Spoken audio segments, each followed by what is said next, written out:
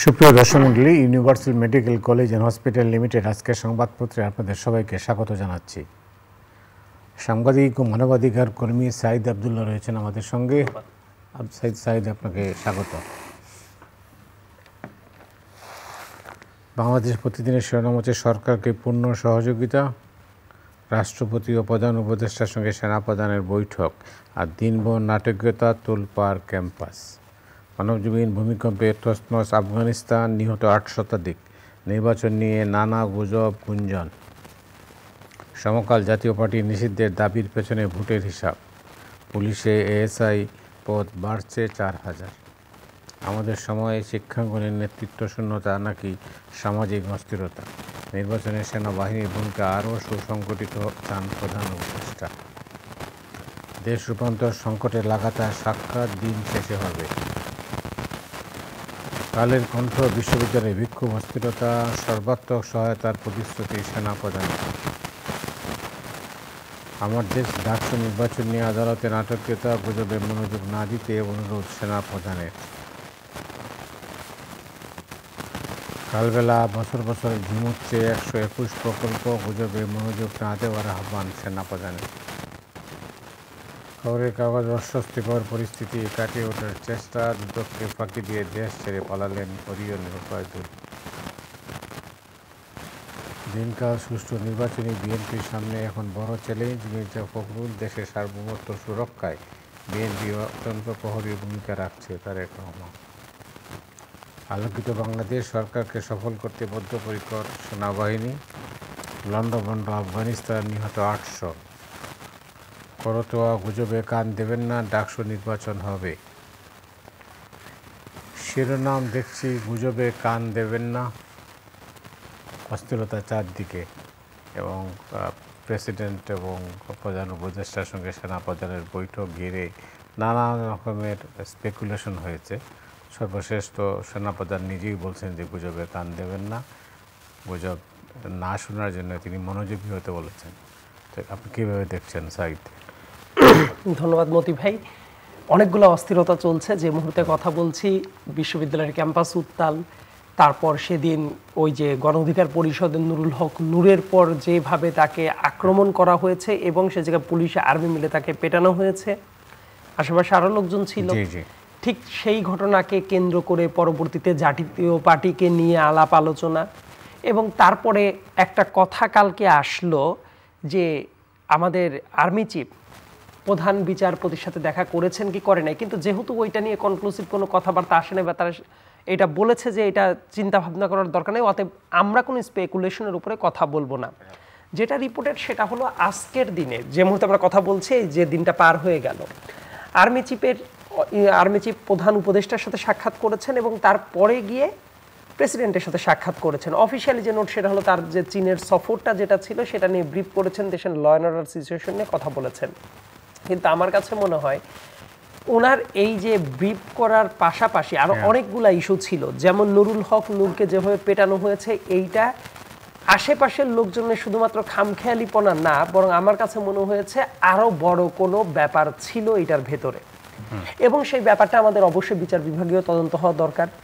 এবং এই ঘটনাটাকে কেন্দ্র করে দেশের ল অ্যান্ড অর্ডার সিচুয়েশন কিভাবে চলছে না চলছে, এই অস্থিরতাটা ব্রিফ করারও দরকার ছিল। তবে দেখেন, মাঝে মাঝে আমরা কি বলি যে আমরা যেটা অনুমান করছি সেই ধরনেরও যে বিভিন্ন জায়গায় কানাঘোষা চলতে পারে, সেই ব্যাপারটার ব্যাখ্যা কিন্তু আর্মি চিফকে নিজেকেই দিতে হলো, এবং উনি নিজেই বলছেন কোনো গুজবের দিকে মানে কান দেওয়ার কোনো দরকার নাই। তার মানে এটা নিয়ে যে ধরনের গুজবটা ছড়াচ্ছে, সেই গুজবটা এমন যে জরুরি অবস্থা জারি হইতে পারে, প্রধান উপদেষ্টাকে হয়তো বা ক্ষমতাচ্যুত করা হইতে পারে, হয়তো বা আর্মি শাসন চলে আসতে পারে, হয়তো বা অমুক তমুক এক্সওয়াইজেড নানা আলাপ আলোচনা।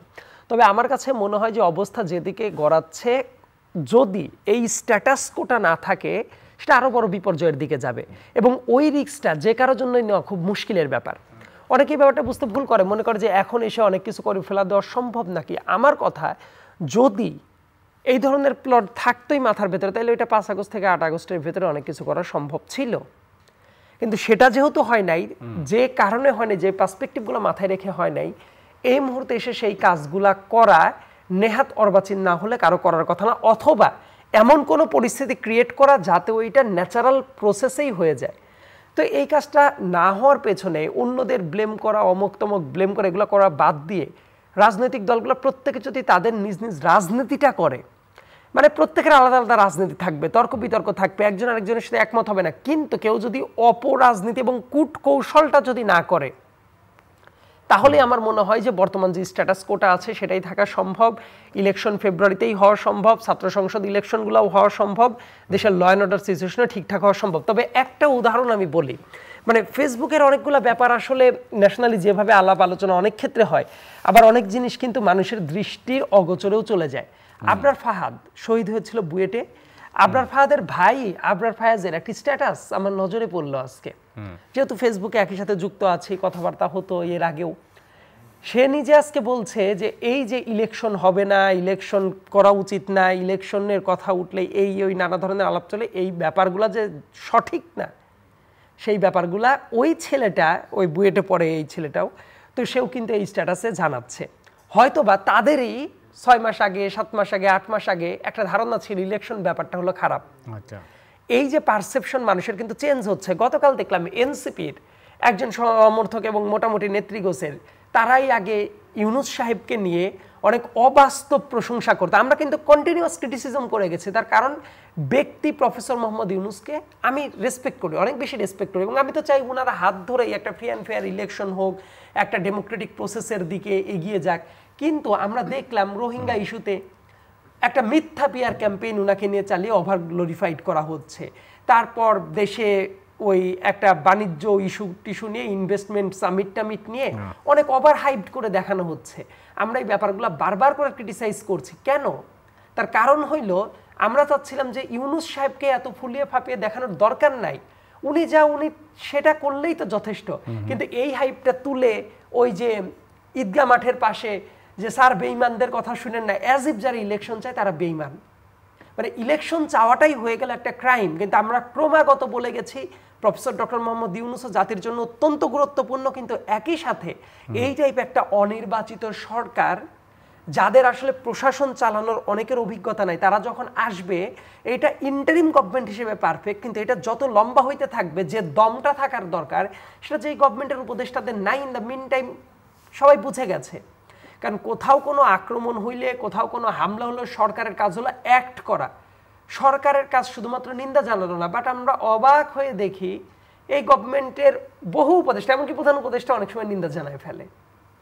সো এই যে এই ডামাডোলের অবস্থাটা চলছে, এটার কারণ হলো অনেক জায়গায় সিরিয়াস লেভেলের ইনক্যাপাবিলিটি আছে, এবং সেই ব্যাপারটা সমালোচনা করা মানে এইটা না যে দেশের কেউ খারাপ চাচ্ছে। প্রফেসর ডক্টর মোহাম্মদ ইউনূসের প্রেস সচিব গতকাল কিন্তু এটা ব্রিফ করেছে, যে উনিও এটা বলছেন, প্রফেসর ডক্টর মোহাম্মদ ইউনূস, যে ফেব্রুয়ারিতে ইলেকশন না হওয়াটা একটা বড় সংকটের তৈরি করবে। তো এই কথাটা তো আমরা বহু আগের থেকেই বলছি। তার মানে বহু মানুষজনই আছে নির্বাচন হবে, এটা আমরা বিশ্বাস করতে পারি, আমরা আশা রাখতে পারি। বিশ্বাস আর আশার ভিতর তো একটু পার্থক্য আছে। অনেক ধরনের সংকট আছে, সেই সংকটগুলো এখনো কেটে গেছে বলে আমি মনে করি না। এবং এখনো অনেক মানুষ আছে যারা জানে যে ইলেকশনটা হয়ে গেলে ভোটের মাঠে তারা ইররিলেভেন্ট হয়ে যাইতে পারে। কিন্তু এই মুহূর্তে সরকারের অনেক জায়গায় খুবই গুরুত্বপূর্ণ বড় বড় স্টেক নিয়ে আছে। তারা মানুষের কাছে পৌঁছাক, মানুষের রাজনীতি করুক, মানুষের কাছে ভোট চাক, এটাই তো উপায়। মানে একটা দেশে আপনি দায়িত্বের গতিতে বসেন, আমি সচেতনভাবে ক্ষমতার গতির কথা বলি নাই, দায়িত্বের গতিতে বসার চেষ্টা করছেন, পিপলস ম্যান্ডেট আপনি না নিয়ে চুপচাপ বসে আছেন, এইভাবে তো অনেকদিন চলতে পারে না। কিন্তু তারাও আড়ালে আবডালে এই কথাগুলা কিন্তু তারা কথা বের হয়ে আসে, হয়তোবা তারা মিডিয়ার সামনে বিভিন্ন জায়গায় তারা উপস্থাপন করার চেষ্টা করে, তারা অনেক শক্তিশালী। এ ধরনের একাধিক বহু দল আছে, তারা জানে যে ইলেকশনটা হইলে তাদের পরিণতিটা কি হবে। ঢাকার বাইরে যেভাবে মব ভায়োলেন্স, যেটা আর কি ভায়োলেন্স যেটাকে আমরা বলি অথবা কালচার বলি, মব কালচার যেভাবে ডেভেলপ করতেছে, ছড়িয়ে পড়তেছে, এটা তো আশঙ্কা আগামী নির্বাচনে এর উপর একটা প্রভাব পড়তে পারে। সেটা অবশ্যই ট্রু।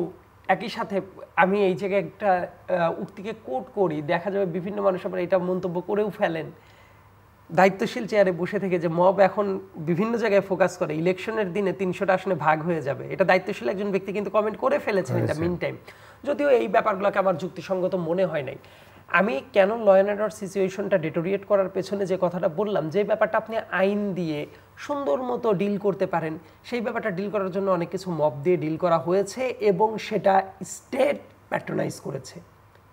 এই ধরনের নজির তো বহু আছে। সর্বক্ষেত্রে না, সর্বক্ষেত্রে না, কিন্তু ব্যাপারটা হলো যে মুহূর্তে একটা কাজ করা হয় তারপরে ওই সরকারের পাওয়ার সম্পর্কে সবাই বুঝে যায়। বুঝে যাওয়ার পরে কন্টিনিউয়াসলি যখন বিভিন্ন জায়গায় যে কাজগুলো হচ্ছে, তখন গভর্নমেন্ট অনেক ক্ষেত্রে চুপচাপ বসে থাকে।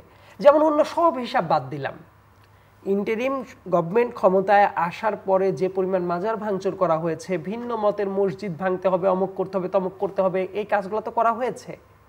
এখন হইতে পারে যে আমি ওই ব্যাপারটার সাথে একমত না, যেমন ধরেন মাজারিদের যে পারসেপশনটা আছে সেটার সাথে আমি ব্যক্তিগতভাবে একমত না, আমার ধর্মীয় বিশ্বাস সেটার সাথে ওই মাজার কেন্দ্রিক যে ব্যাপারটা ওইটার সাথে আমি একমত না।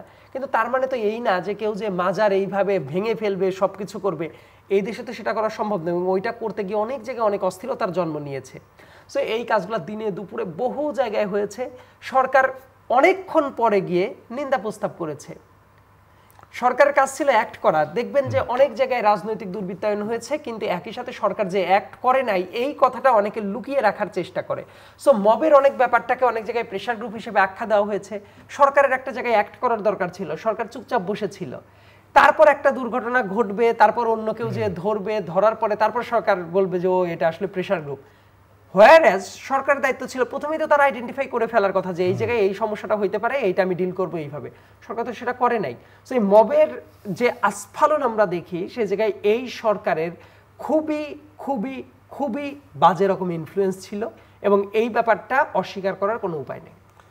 অনেক ধন্যবাদ। এই জাতীয় পার্টির নিষিদ্ধ নিয়ে কিন্তু একটা বিতর্ক হচ্ছে।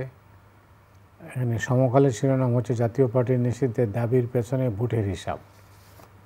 অবশ্যই একটা সময় ছিল যে মুহূর্তে করলে আমরা অনেক কিছু বুঝতে পারতাম, কিন্তু এই মুহূর্তে জাতীয় পার্টিকে নিয়ে আমি বহুবার বহু সমালোচনা করেছি। এমনকি ইলেকশনগুলোর আগে 2018 সালের ইলেকশনের আগে, 2024 সালের 7 জানুয়ারি ইলেকশনের আগে আমি ব্যক্তিগতভাবে জাতীয় পার্টিকে নিয়ে একেবারে চাষা ছোলা সমালোচনা করেছি, অনেক জায়গায় অ্যাক্টিভিজম করেছি এটাকে নিয়ে। জাতীয় পার্টিকে আমার পছন্দ করার কোনো কারণ নাই। জাতীয় পার্টি চিরকালই ইন্ডিয়ান পারপাসই সার্ভ করেছে, হাসিনার সাথে অ্যালাইন্ড হয়ে, এবং এদের মতো নির্লজ্জ অংশ খুব কম হয় যারা 2024 সালের 7 জানুয়ারির ডামি ইলেকশনেও তারা যে কাজটা করেছে, তারা আওয়ামী লীগ সমর্থিত এবং জাতীয় পার্টি মনোনীত এই ব্যানারটা তারা নিয়ে গেছে। বাংলাদেশের গৃহপালিত বিরোধী দল তারা হয়েছে, সুজাতা সিংকে নিয়ে এসে তারা ইলেকশন করেছে। কিন্তু এত এত এত অপরাধ করার পরেও এই মুহূর্তে এসে আমাদের ভাবা উচিত যে এই কাজটা করা শুধুমাত্র ভোটের হিসাবে কেউ দাবি করছে নাকি স্যানিটিওয়ালা মানুষজন কোনো কথা বলছে। যদি সেটাই হয়, এই জাতীয় পার্টি ইস্যুটাকে সরকারের খুবই সেন্সিবল ওয়েতে ডিল করা উচিত। কোনো পপুলিজমের তোয়াক্কা করে যে এইটা করলে হয়তো বা হাততালি পাওয়া যাবে বা এইটা করলে কাউকে বেনিফিট দেওয়া যাবে বা কোনো কিছু হবে, এই কাজগুলো করা উচিত না। তার কারণ হইল খুবই অস্থির একটা সময় যাচ্ছে।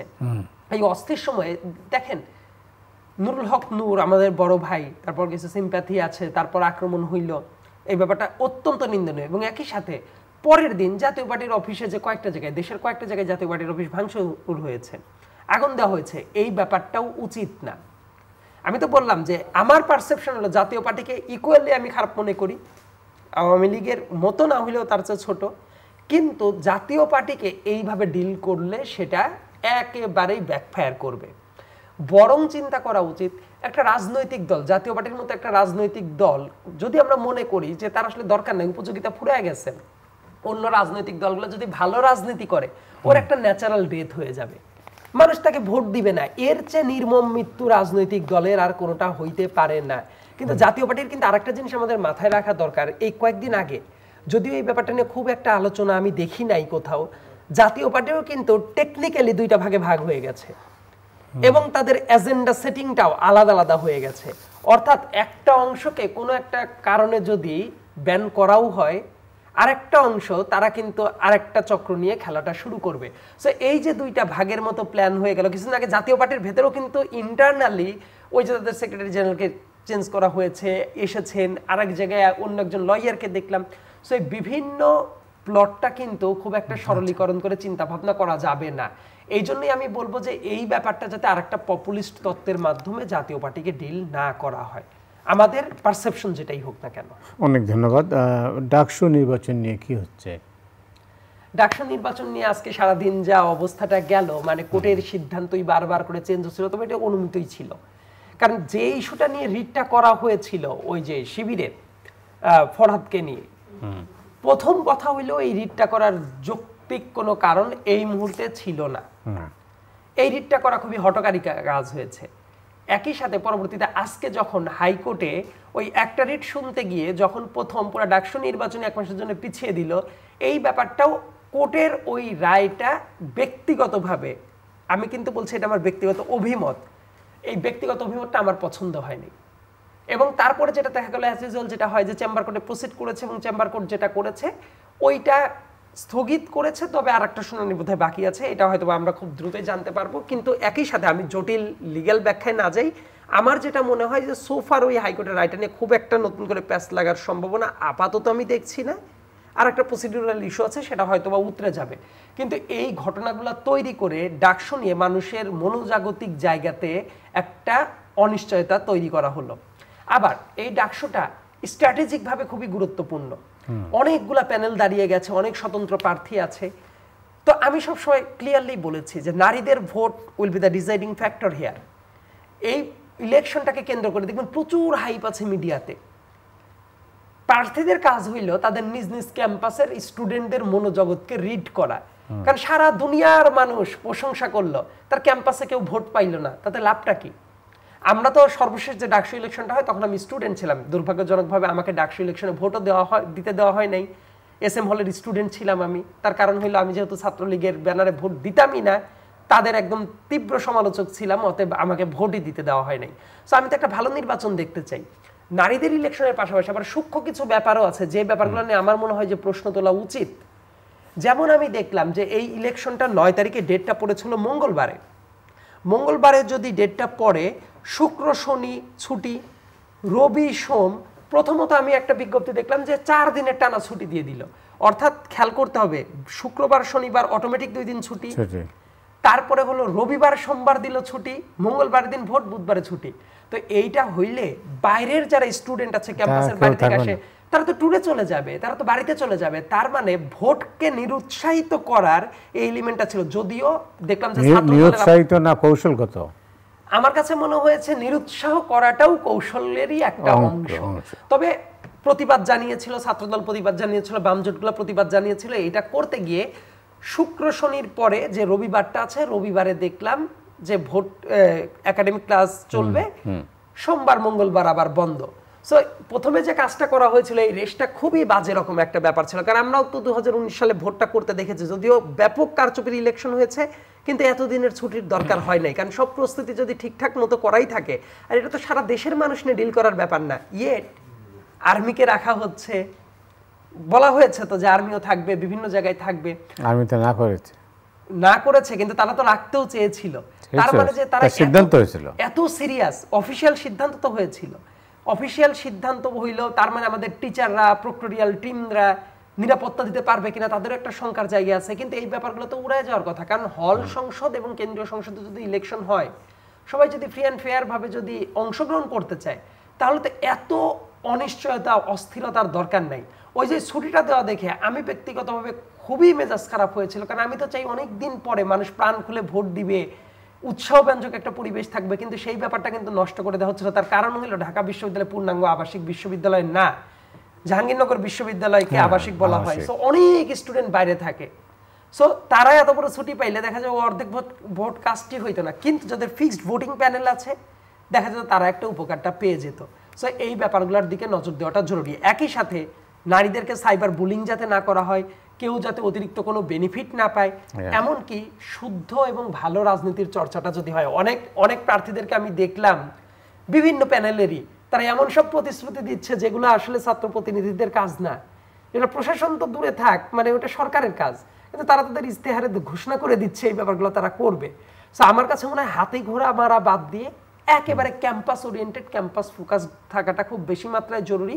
এবং এই যে সামগ্রিক অস্থিরতা, দেখেন ডাকসু যদি না হয় তাহলে অবধারিতভাবে এই যে জাকসু যেটা হওয়ার কথা আছে, জাকসু একে একে চাকসু রাকসু, এই যে একটা পথ পরিক্রমা, এটাও কিন্তু বাধাগ্রস্ত হইতে পারে। সো এটা খুব স্ট্র্যাটেজিক কারণে। এমনিতে তো চট্টগ্রাম বিশ্ববিদ্যালয়ের পরিস্থিতি খুবই মানে উত্তাল, এবং ওই জায়গাতেও একটা জিনিস দেখেন, মানে সরকার ইচ্ছা করলে যে অনেক কিছু প্রোটেক্ট করা যায়, এবং সরকার যদি চুপচাপ বসে থাকে অনেক কিছু স্থবিরতা আনা যায় না। তার প্রমাণ হলো চট্টগ্রাম বিশ্ববিদ্যালয়। এর আগে তো আমরা এটাও দেখেছি, গোপালগঞ্জ থেকে এনসিপি নেতাকর্মীরাও অনেক অস্থিরতা তৈরির পরেও কিন্তু বের করে নিয়ে আসতে পেরেছিল।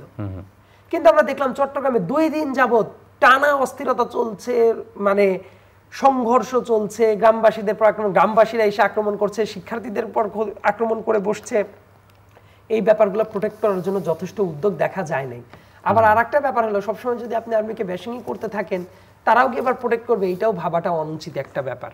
তবে চট্টগ্রামের এই ইস্যুটাতে আমার কাছে যেটা মনে হয়েছে, ছাত্রদের কিছু কিছু অংশ থেকে কেউ কেউ খুবই ভালো ভূমিকা রেখেছে, আবার 2-1 জন খুবই বাজে রকম ভূমিকা রেখেছে। যেটা প্রোটেক্ট করতে পারবে না তারা ডাক দিয়ে নিয়ে গিয়ে এইটা প্রতিরোধ করতে হবে, ওই জায়গায় চলো, অমুক চলো, এই কাজটাও করা উচিত না। মানে আপনি যদি না জানেন যে আপনার স্ট্রেংথ কতটুকু, ওই জিনিসটা নিয়ে গিয়ে সবাইকে নিয়ে যেয়ে একটা সংঘর্ষের মুখে আপনি ফেলে দিতে পারেন না।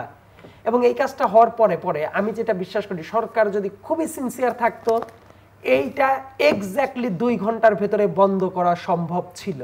ওই জায়গাতে পুলিশ আর্মি নিয়ে যদি জায়গাটা পুরোপুরি ঘিরে ফেলতে পারতো, সারা রাত ধরে সংঘর্ষ চলতে পারে, পরের দিন সংঘর্ষ চলতে পারে।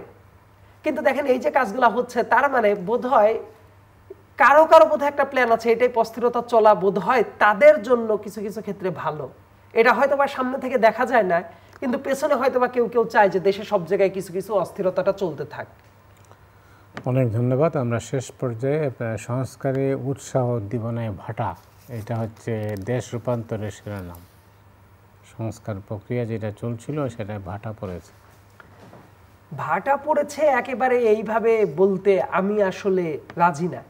তার কারণ আমি সব সময়ই রিয়েলিস্টিক সংস্কারের কথা বলেছি, এমন কোন সংস্কারের কথা বলি নাই যে ব্যাপারটা এক্সিকিউট করার, মানে আমি বলবো যে ক্যাপাসিটি সরকারের ছিল না, কিংবা আমরা অনেক বেশি এক্সপেরিমেন্টাল হয়ে যাচ্ছিলাম। কারো কারো কথাই তো এটাই ছিল যে 5 বছর থাকা উচিত ইলেকশন ছাড়া এই সরকারের। অনেক বিভ্রান্ত আউলিয়া ছিলেন যারা ছাত্রদেরকে বিভিন্নভাবে মানে মিসগাইডেড করার চেষ্টা করেছেন নানাভাবে। সো ইলেকশন করাটাই খারাপ, এই তত্ত্বটা যারা দিয়েছিল, অনেক তরুণরা সে ভুলটা বুঝতে পারছে। আমি তো বললাম যে এনসিপিরও একজন নেত্রী, সে দেখলাম ইউনূস সাহেবকে যাচ্ছে তাই ভাষায় গালাগালি করছে। আমরা কিন্তু এই ভাষায় গালাগালি করি না, আমরা কনস্ট্রাকটিভ কথা বলেছি। তার কারণ কি, ওই যে ইলেকশন হয়ে যাচ্ছে, ইউনূস সরকার পুরোপুরি ব্যর্থ, আইন শৃঙ্খলা ঠিক করতে পারে না। আসলে আমার কাছে মনে হয় কি, অনেকের এই সংস্কারের অনেক এজেন্ডা ধরে ধরে তাদের ইন্টেনশনই ছিল যে এই বর্তমানে যা চলছে স্ট্যাটাস কোটা অনির্দিষ্টকাল রেখে দেওয়ার জন্য। না, কিন্তু আপনি কি আগেভাগেই টের পেয়েছিলেন যে কারণে আপনি সমন্বয়ক হন নাই? সেটাও আমার কাছে মনে হচ্ছে কোনো একটা ব্যাপার কি, বাংলাদেশে তো আন্দোলন বহু মানুষ করেছে। আমি সবসময় বলি যে একজন সবজি বিক্রেতা, উনি ওই আন্দোলন করেছেন। একজন সাধারণ মানুষ, বাবা মা, মাদ্রাসার বাচ্চারা আন্দোলনে নেমে গেছে, স্কুল কলেজের বাচ্চারা নেমে গেছে। সারা বাংলাদেশের সবার কি এটা হওয়ার দরকার আছে? মানে আমি কখনোই চাই নাই যে এই 2024টা আর একটা চেতনা ইন্ডাস্ট্রি হয়ে যায়। যেমন 1971 সাল, বাঙালি জাতির জীবনে 1971 সালের মতো গৌরবোজ্জ্বল অধ্যায় দ্বিতীয়টা নাই। কিন্তু দেখবেন এই 24-এর পরে অনেক জায়গা খিচুড়ি পাকানোর চেষ্টা করা হচ্ছে, 71কে অনেক জায়গায় ডিমিন করার চেষ্টা করা হচ্ছে। আবার 1971 সালটাকে জনগণের যুদ্ধটার পার্সপেক্টিভকে সাইডে রেখে আওয়ামী লীগ যেভাবে নিজেদের চেতনা ইন্ডাস্ট্রিতে পরিণত করেছিল, এই একই কাজ 2024 সাল নিয়েও কিন্তু অনেকেই করার চেষ্টা করছে। সো আর একটা চেতনা ইন্ডাস্ট্রিকে আমি ব্যক্তিগতভাবে এন্ডোর্স করি না। আমার কাছে যেটা মনে হয়, এই আন্দোলনের কোনো মাস্টারমাইন্ড ছিল না, কিন্তু প্রফেসর ডক্টর মোহাম্মদ ইউনূস বিদেশের মাটিতে গিয়ে কাউকে না কাউকে মাস্টারমাইন্ড বলে আসছেন। আমি নিজে ওটা সমালোচনা করেছি, কারণ এটা শুধুমাত্র ছাত্রদের আন্দোলন ছিল না, এটা ছিল ছাত্র জনতার গণ অভ্যুত্থান। ঢাকা বিশ্ববিদ্যালয়ের ছাত্রদের আন্দোলন থেমে যাইতে যদি 18 জুলাই, যেটা 18 জুলাইয়ে যদি স্কুল কলেজের বাচ্চারা, প্রাইভেট ইউনিভার্সিটির স্টুডেন্টরা রাস্তায় যদি না নামতো উইদাউট এনি ইনসেন্টিভ, কারণ পাবলিক বিশ্ববিদ্যালয়ের স্টুডেন্টদের জন্য ইনসেন্টিভ ছিল, তারা বিসিএস দিবে, কোটা না হলে তাদের জন্য সুবিধা আছে। প্রাইভেট ইউনিভার্সিটির স্টুডেন্টদের তো কোনো ইনসেন্টিভ নাই, নারীরা নেমে এসেছে। কিন্তু দেখেন প্রাইভেট ইউনিভার্সিটির স্টুডেন্টদেরকে ওই আগস্টের পরে গিয়ে ইগনোর করা হয়েছে, নারীদেরকে সিরিয়াসলি ইগনোর করা হয়েছে। স্কুল কলেজের বাচ্চাদেরকে ইগনোর করা হচ্ছে, মাদ্রাসার বাচ্চাদেরকে অনেক মেইন স্ট্রিমে আনা হয় নাই, খেটে খাওয়া অনেক মানুষ ছিল, তারা ঠিকমতো চিকিৎসা পায় নাই।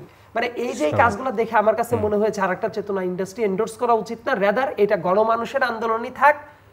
এবং গণ অভ্যুত্থান শেষ হয়ে গেছে মানে আমাদের সামনে ফার্স্ট সাইটেড হওয়া দরকার যে সামনের দিনের পলিসি কি হবে, ইকোনমিক পলিসি কি হবে, স্বাস্থ্য খাত কিভাবে চলবে, পুলিশের কাজ কিভাবে চলবে, মানুষ 3 বেলা খাইতে পারবে কিভাবে, আমাদের দেশ সামনের ইকোনমিটা কি হবে।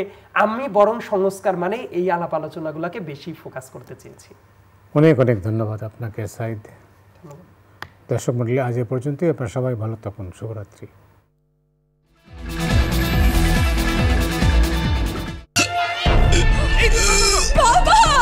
Universal cardiac hospital. আপনার বাবার কি আগে কখনো বুকে ব্যথা হয়েছে? মাঝে মাঝে করতো, কিন্তু গ্যাসের ব্যথা মনে করে খুব একটা গুরুত্ব দিত না। আপনার বাবার হার্ট অ্যাটাক হয়েছে, এনজিওগ্রাম লাগবে। থাকুন নির্ভয়ে, আছে হৃদরোগের বিশ্বমানের চিকিৎসা সেবা ইউনিভার্সাল কার্ডিয়াক হসপিটাল। বাবা, আমি তো ভালো হয়ে গেছি। ইউনিভার্সাল কার্ডিয়াক হসপিটাল আমার হৃদয়ের বন্ধু। যখন আপনার পাশে ইউনিভার্সাল কার্ডিয়াক হসপিটাল, আপনি আর একা নন। ইউনিভার্সাল কার্ডিয়াক হসপিটাল, আপনার হৃদয়ের আরো কাছে।